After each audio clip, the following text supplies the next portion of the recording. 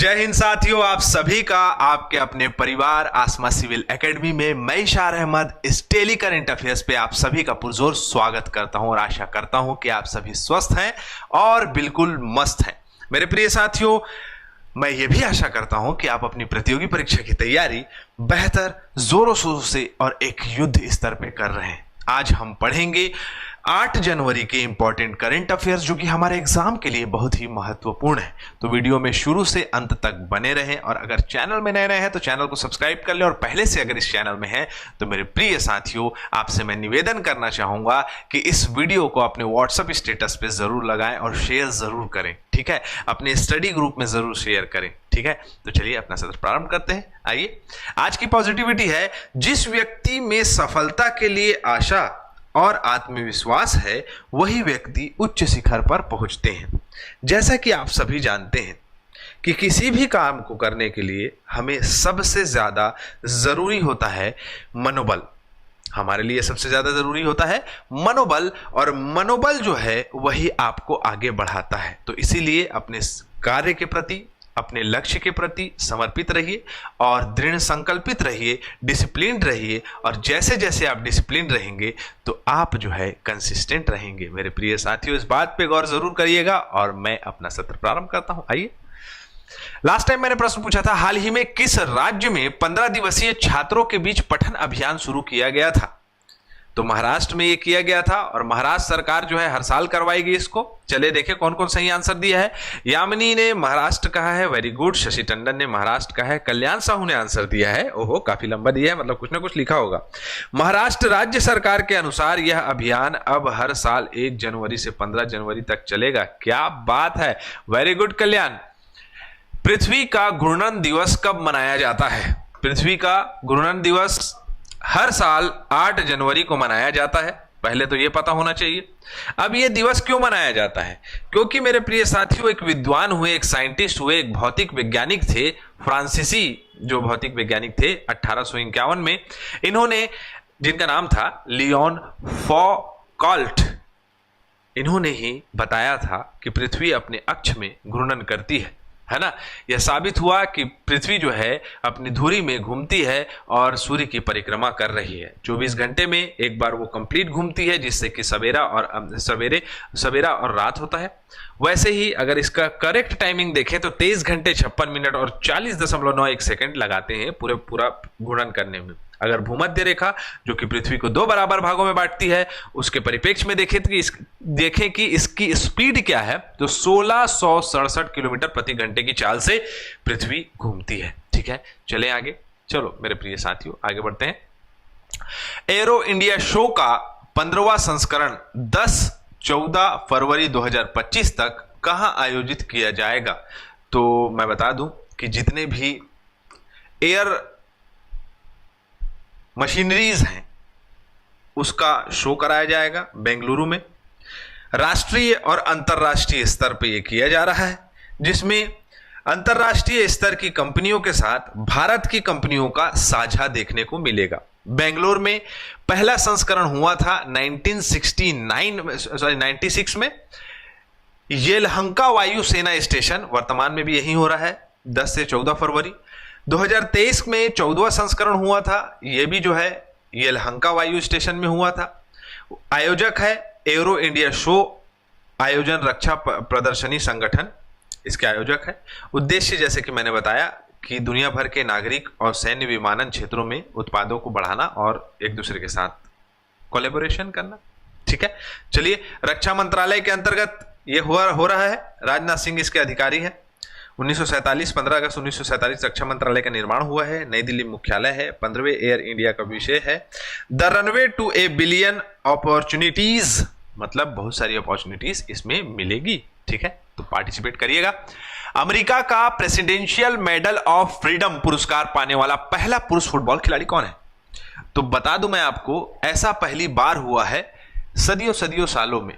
मतलब presidential medal of freedom award जो है लियोनेल मेसी को प्रदान किया गया। ऐसा पहली बार हुआ है कि किसी खिलाड़ी, फुटबॉल खिलाड़ियों को ये प्रेसिडेंशियल पुरस्कार जो है प्रदान किया गया है। ठीक है, तो याद रख सकते हैं आप। है ना। बाकी ऐसा कुछ वो नहीं है। डोनाल्ड ट्रम्प बोल रहा हूँ भाई, डोनाल्ड ट्रम्प जी ने जो है 20 जनवरी 2025 को 47वें राष्ट्रपति के रूप में शपथ लेने की उम्मीद है, ये आपको पता होना चाहिए, ठीक है। 20 जनवरी को शपथ लेंगे, ये महत्वपूर्ण इंपॉर्टेंट है ना। बाकी अवार्ड क्या है, तो संयुक्त राज्य अमेरिका का सर्वोच्च नागरिक पुरस्कार है, US presidential medal of freedom, Bharat Ratna, यह भारत रत्न के समान है। 1945 में इसकी स्थापना हुई थी। और मैं बता दूं कि जो ये लियोनेल मेसी है, ये भी अमेरिका के फुटबॉल क्लब से खेलते हैं, मियामी फुटबॉल क्लब से ये खेल रहे हैं। अमेरिका की ये फुटबॉल क्लब है, ठीक है। चलो अगला प्रश्न हमारे स्क्रीन पे ये रहा, निम्नलिखित में से कौन सा शहर 18वें प्रवासी भारतीय दिवस का सम्मेलन 2025 का मेजबानी करेगा? कौन करेगा? कौन करेगा? तो कौन करेगा? उड़ीसा का भुवनेश्वर, ठीक है। भुवनेश्वर जो है वो आपका कब से कब 8 से 10 जनवरी तक चलेगा 2025 में, 18वें प्रवासी भारतीय दिवस का। इसमें आपका जितने भी प्रवासी भारतीय हो उनको सम्मानित किया जाएगा और प्रवासी भारतीयों का भारत में क्या योगदान है इसके बारे में बताया जाएगा। और इसीलिए थीम भी यही रखा है, 18वें प्रवासी भारतीय दिवस सम्मेलन का विषय है विकसित भारत में प्रवासी भारतीयों का योगदान, ठीक है। चले, प्रवासी भारतीय दिवस काहे मनाया जाता है? क्योंकि 9 जनवरी 1915 में मुंबई में अफ्रीका से गांधी जी वापस आए थे, उसको मतलब आपका याद करते हुए हर साल मनाया जाता है, ठीक है। चले आगे बढ़े। भारत में ह्यूमन मेटान्यूमो वायरस का पहला मरीज कहाँ मिला? ओ माय गॉड, नहीं लेना है टेंशन, बहुत मतलब कठिन या खतरनाक नहीं है। बेंगलुरु में पहला मरीज मिला था, है ना, मेटान्यूमो वायरस, ह्यूमन मेटान्यूमो वायरस, ठीक है। क्या क्या इसमें है? श्वसन तंत्र प्रभावित होता है, कल ही बताया हूँ। खांसी होगा, गला में खराश आएगा, सिर दर्द होगा, थकान, खांसी, बुखार, फिर ठंड लगना, इसके लक्षण है। 5 से 6 दिन में ठीक हो जाता है। खो खो विश्व कप 2025 की मेजबानी किस देश के द्वारा की जाएगी? ये एक व्यापक मतलब क्या कहा जा सकता है, प्रतिनिधित्व है भारत का, बहुत अच्छा। भारत के लिए मतलब मेजबानी करने के लिए एक बहुत मतलब यूनिक कहा जा सकता है ये पहल है कि खो खो विश्व कप की मेजबानी कौन करेगा? भारत करेगा। तेजस और तारा, ये तेजस है और ये तारा है, 2 हिरन और हिरणी के जो है इसमें कहा वो रखा गया है, इस मैस्कॉट मतलब इसके मैस्कॉट रखा गया है ना। मैस्कॉट मतलब कि जो जानवरों को चिन्हित किया जाता है, कुछ चित्र बनाया जाता है या कुछ मतलब कहा जा सकता है, शुभंकर कहा जा सकता है जिसे, ठीक है। चलो 13 से 19 जनवरी 2025 तक चलेगा नई दिल्ली के इंदिरा गांधी स्टेडियम में। थीम क्या है? खेल के प्रति समर्पण और वैश्विक एकता मुख्य उद्देश्य है, मतलब इसका थीम है। उद्देश्य है खेल का वैश्विक पहचान दिलाना, भारतीय पारंपरिक खेल को महत्ता अंतर्राष्ट्रीय स्तर पर स्थापित करना, इसका मुख्य उद्देश्य है। भारतीय खो खो महासंघ 1955 में बना है, पूरे भारत में खो खो को बढ़ावा देने का काम करती है। चलें, हाल ही में नीदरलैंड के रॉटरडैम चिड़ियाघर से दार्जिलिंग के Padmaja Naidu Himalayan zoological park में लाए गए 2 लाल पांडा का नाम क्या है? तो क्या नाम है इसका? इसका नाम है विशाल और कोसी। लाल पांडा लाया गया है, ठीक है, जैसे चीता लाया गया था वैसे ही लाल पांडा लाया गया है, जिसका नाम है विशाल और कोसी। इनको ऐसा ही परिवेश चाहिए होता है जैसे कि आपका दार्जिलिंग वाले क्षेत्र में मतलब ठंडा वातावरण रहता है, तो वहाँ पर विलुप्त हुई प्रजाति है, हमारे भारत देश में कम पाई जाती है, तो उसी की ब्रीडिंग के लिए इसे लाया गया रेड पांडा। लेजर पांडा के नाम से भी जाना जाता है इन्हें, है ना। इसका साइंटिफिक नेम पढ़ सकते हो आप, एलुरस फुलगेंस है ना। सिक्किम राज्य के पशु है, 10,000 से कम है, ये संरक्षित किए जा रहे हैं इनको और अभी ये ब्रीड लाया गया है, ठीक है। लाल पांडा ठंडे इलाकों में रहते हैं। हाल ही में निम्नलिखित में से किसे दिल्ली वक्फ बोर्ड का सीईओ नियुक्त किया गया है? इशार अहमद है क्या? इशार अहमद तो यहाँ खड़ा है। सुमित सिंह ठाकुर वो तो साइड गए होंगे। अजीमुल हक जी को बनाया गया है दिल्ली वक्फ बोर्ड का सीईओ, मतलब ये अजीमुल हक साहब जो है वो वक्फ बोर्ड की मेजबानी करेंगे, देखरेख करेंगे, है ना, ठीक है। बहुत ज़्यादा लापरवाही की जा रही थी वक्फ बोर्ड की संपत्ति में, तो ये कानून लाया गया था वक्फ बोर्ड के लिए।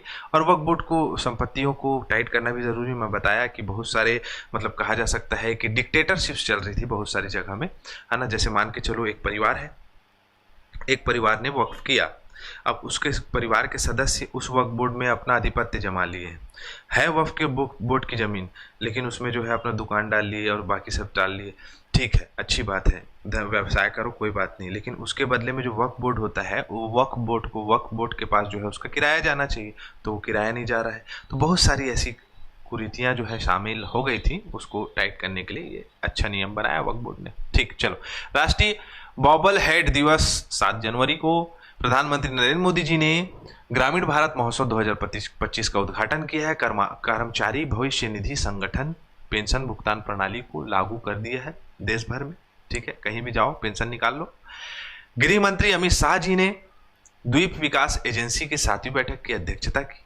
सचिव एम नागराजू कैबिनेट जो आपके ई नीलामी पोर्टल बैंक नेट का शुभारंभ किया इन्होंने। भारतीय रिजर्व बैंक नहीं होगा इसका आंसर, भारतीय स्टेट बैंक होगा, स्टेट बैंक ऑफ इंडिया होगा, ए नहीं होगा, बी होगा आंसर। ठीक है, तो गलती हो जाती है, इंसान है, त्रुटि, कभी किसी को लाल कर दिया, कभी किसी को लाल कर दिया। तो इन्होंने हर घर लखपति और SBI पैटर्न्स जो है स्टार्ट किया है, तो ए ऑप्शन नहीं होगा, बी ऑप्शन होगा इसका। ठीक है, चलो कोई बात नहीं। हाल ही में केंद्र सरकार ने किन कक्षाओं के लिए नो डिटेंशन पॉलिसी को खत्म कर दिया है? बताओ, इसको तो बताओ और सबको फैलाओ भी। ठीक है, चलो, तो यहाँ हमारा सत्र कंप्लीट होता है। इसी के साथ मैं इजाजत चाहूंगा। जय हिंद, जय भारत।